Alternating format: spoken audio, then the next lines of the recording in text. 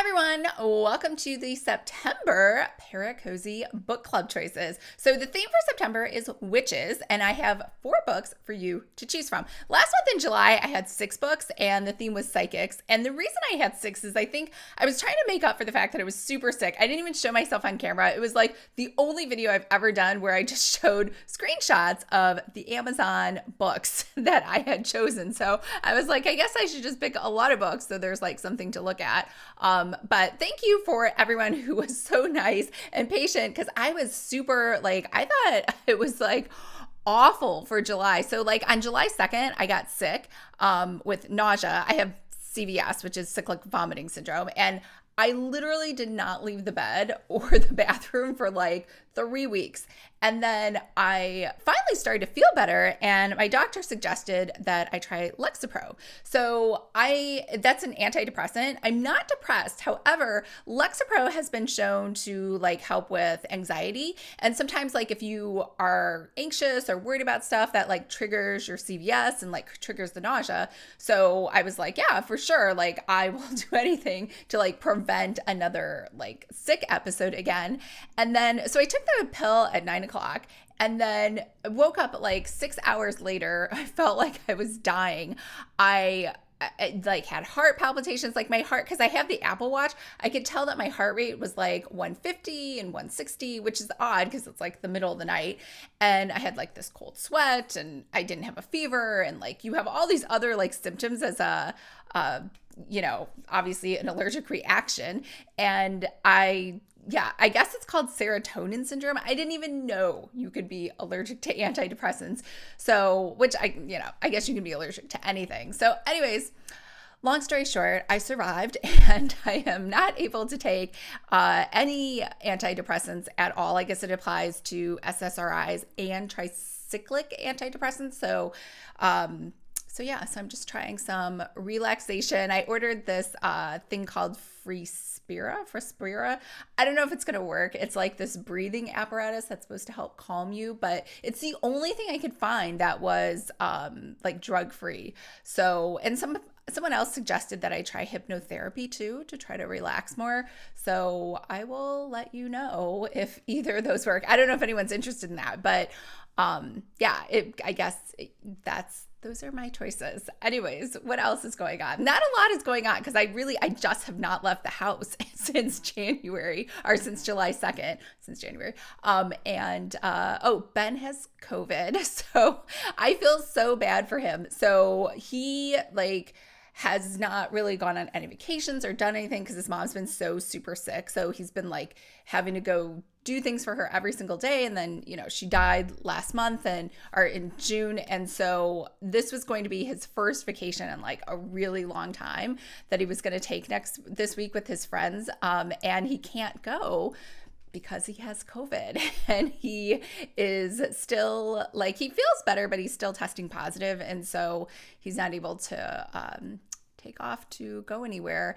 And I thankfully have not caught it from him. He has been sleeping downstairs. I've been sleeping upstairs. And then I have been washing my hands probably 20 or 30 times a day. Every time I touch anything, and every time I eat stuff, I try to use a fork, or I know that sounds silly, use a fork. Even eating a banana, I'm using a fork, right? So I don't touch anything. And that has helped. It's been 7 days now, and so I have not gotten sick. So anyways, that's all the stuff that's going on here. Let's get into the book choices. All right, the first book is Spells and Shelves by L. Adams, and there are 11 books in this series, which is the Library Witch series. I don't know why. As soon as I saw Library Witch, I was like, we have to check out this book. So in this book, Aurora, who goes by Rory, has found out that there's a ton of strangers looking to hunt her down for a journal that her dad kept. So I really like this because she discovers she's a witch, but through her dad. Usually they're always through the mom, the grandmother, something like that, or the aunt. But her dad was a wizard, which means she also has magical abilities. She gets in touch with her magical family, and they welcome her to join their enchanted library, which is like a dream come true for her. She's super excited, and then she finds a dead body in the library, which I almost think like if I found out suddenly I had magical powers, I would think like I could just magically revive this person, right? Isn't that what magic does? So anyways, the love interest in this is a Reaper. So that's our first book.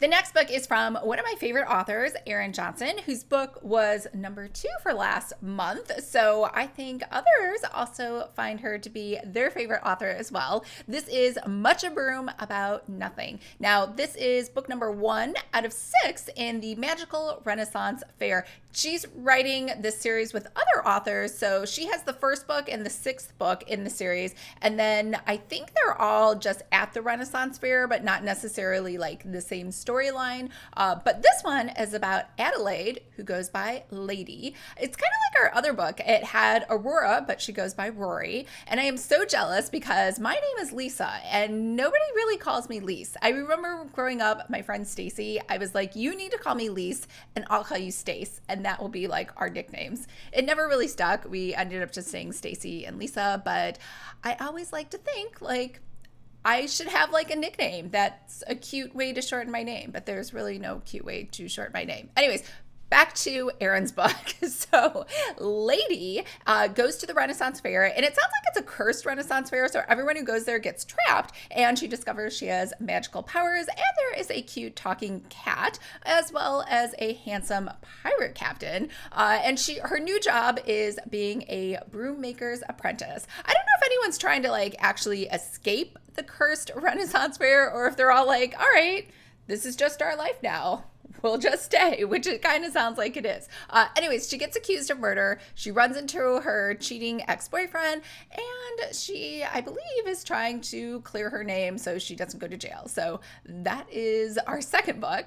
The third book is Witchy Fails by Lily Harper Hart, which is the first book in a Witch on the Rocks series. It is the first of 3 books that are in the series, and this is about a witch named Haley. I'm guessing she's a witch. It doesn't like say she's a witch in the actual book, but she gets run over by a billionaire, which wouldn't we all love to be run over by a billionaire, but not actually killed? So in the court settlement, for some reason, she gets a tiki bar. I'm not sure how that came about. And then she gets to run her tiki bar, and a PI named Grayson, who no book would be complete without a shortened, abbreviated nickname. So Grayson goes by Gray, and Gray is there to investigate the death of a woman, and she's being really evasive because she wants to solve the mystery herself, but with the help of witches and sirens. So that's why I'm like, I don't know if she is a witch, because it says she has the help of witches and sirens, so maybe she's just a regular person that landed in a magical tiki bar. I'm not sure, but we can all read it together to find out.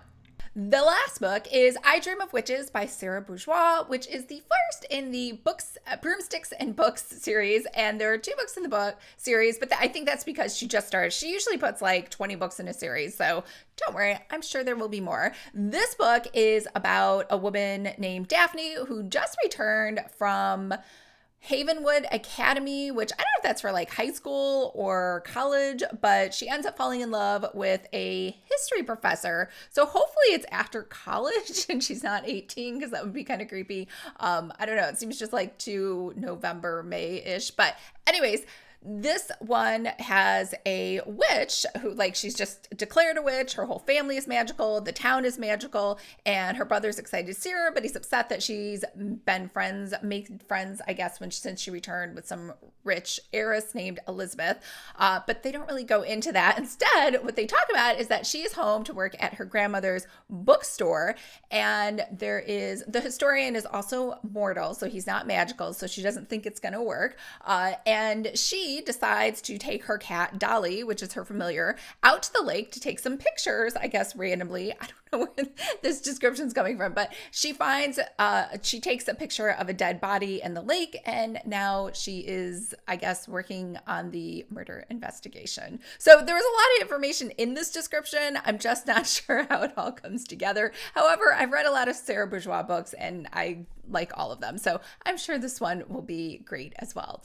All right, make sure to vote before next Wednesday's Paracozy Book Club, where we will be chatting on this channel about the psychic cozy mystery that was chosen for August. We also have 2 book giveaways, and we will be announcing what book we'll be reading for September. So you have until then to vote for the book that you would like, or probably like an hour before. I need like an hour to do the math because I know you're like, what math is there to do? Because there's a percentage on Facebook, and then on YouTube, they give you a percentage, but they also they tell you like how many people voted, so you can back into the number of like how many votes there are, so you know total.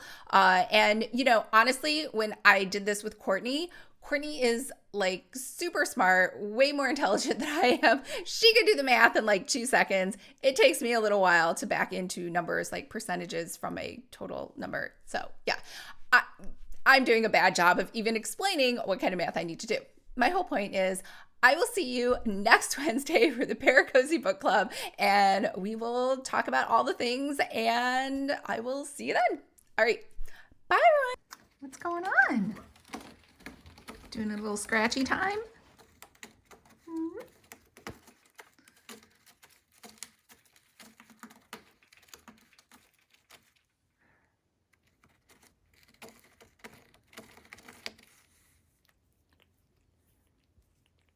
Is that even comfy to lay on?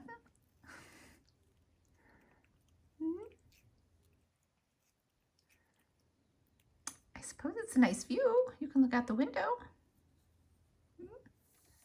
What you doing? You gonna hold on to your string? You just gonna carry it around? Huh? What are you trying to say?